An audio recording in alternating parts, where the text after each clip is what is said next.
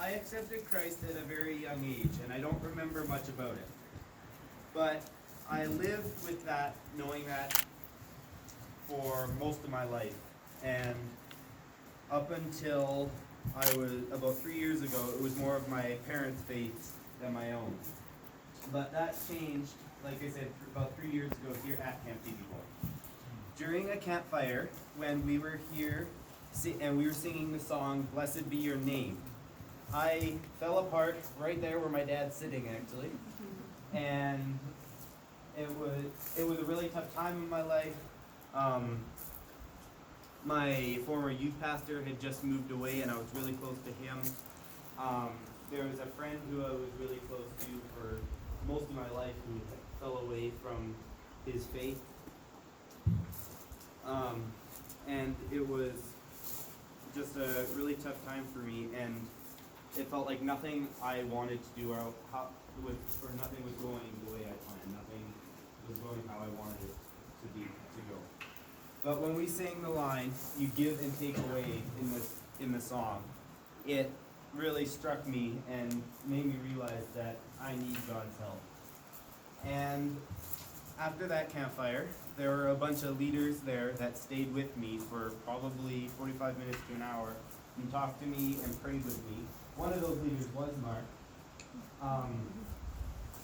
And that's one of the reasons I asked him if he could baptize me today.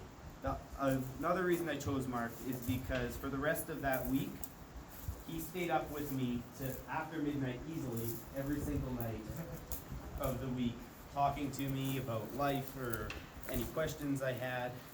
And yeah, it was a great time. We talked, we prayed, and like I said, we spent hours. Oh, including one cool experience when we went out from the camp and we actually went on a hike up a mountain with backpacks for like an hour and a half, 2 hours, and then pulled out some tents and we slept the night up on a mountain up there. And me and the one other guy stayed and we prayed for probably an hour around the campfire. And it was just a really cool experience being up with only a total of like 8 people up there and 3 of us praying around this small little campfire on a mountain overlooking the Bighorn Falls area. And it was just a beautiful scenario. These experiences gave me a reason to make my faith my own, not my parents'. However, after those weeks at camp, I had a hard time following up on growing my faith away from camp. One thing that I now realize that helped me prepare for this was a leadership group I was part of, led by one of my youth leaders, Garrett. He showed me how to build relationships, set a godly example, and lead others to Christ. This planted a seed of motivation in my heart to know God better. Another group which helped motivate me is the school I started attending 2 years ago, OKCS, or Earls Koinonia Christian School. Both the students and the teachers, and especially the vice principal there, have greatly helped me grow my faith and helped me just learn.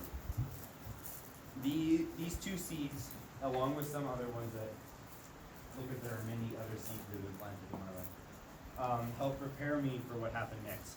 Just last year, I had another experience here at camp, which helped me realize that I needed to grow my faith. Up until that point, I still had my own faith. I realized it was my own. I realized God was real, but it was still at the same point as it was 2 years ago. I hadn't made it better or anything like that. I just stuck with where I was. But at the end of the week last year, where I was a camper, Stephen took me and a group of about 6 or 8 of us, I can't remember exactly, to a campfire after lights out on the last night. And we were there and we talked for a bit, we had some good conversations, and then we did an exercise where we would take turns praying for each individual person. And we based our prayers solely on what God put on our hearts to say. Whether that was encouragements, prayer requests, something that we felt they needed in their life, or just a praise request, just like, hey, you've had this impact on my life, or whatever. And I had an experience that night where I felt God speak to me, and ever since then, it's been my faith hasn't been the same, because that's when I realized that praying isn't sitting there talking to a wall or a ceiling and reading my Bible. I can actually learn from reading my Bible.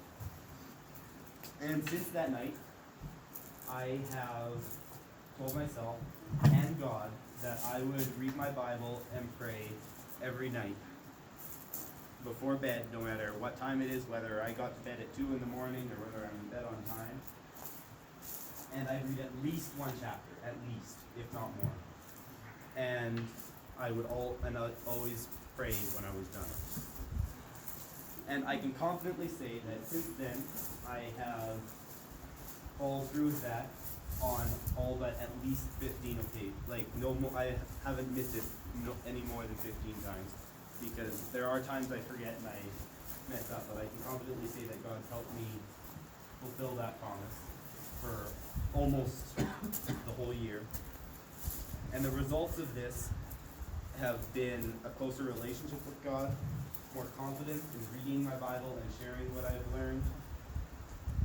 And he's also helped me improve my leadership abilities, and he's taught me to learn from the mistakes that I make. There are many others who have taught me how to grow my faith as well. My counselor at my hockey camp showed me Psalm 37 in regards to my friend that has fallen away from his faith. I'm going to read it. Psalm 37 verses 3 to 9. Trust in the Lord and do good. Dwell in the land and enjoy safe pasture. Delight yourself in the Lord, and he will give you the desires of your heart. Commit your way to the Lord, trust in him, and he will do this. He will make your righteousness shine like the dawn, the justice of your cause like the noonday sun. Be still before the Lord, and wait patiently for him. Do not fret when men succeed in their evil ways, when they carry out their wicked schemes. Refrain from anger and turn from wrath. Do not fret, it only leads to evil. For evil men will be cut off, but those who hope in the Lord will inherit the land. So it gave me this idea that I needed to trust in God, I needed to delight in God, I needed to commit to him, and I needed to be still, wait patiently. Things don't always go your way right away. And I needed to refrain from anger or wrath when things didn't go my way or when something bad happened to me.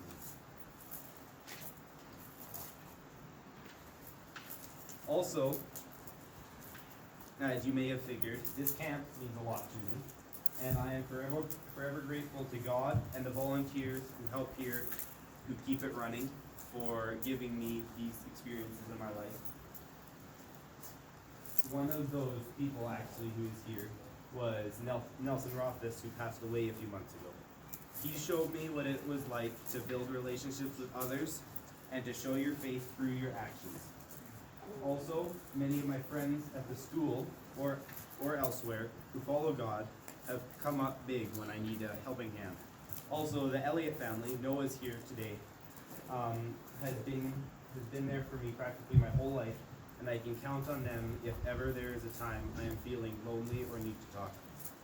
Two other men who have shown me what it's like to be a godly man and leader is Jesse Nickel, who's also here today, and my former youth pastor who I talked about earlier, Spencer Smith.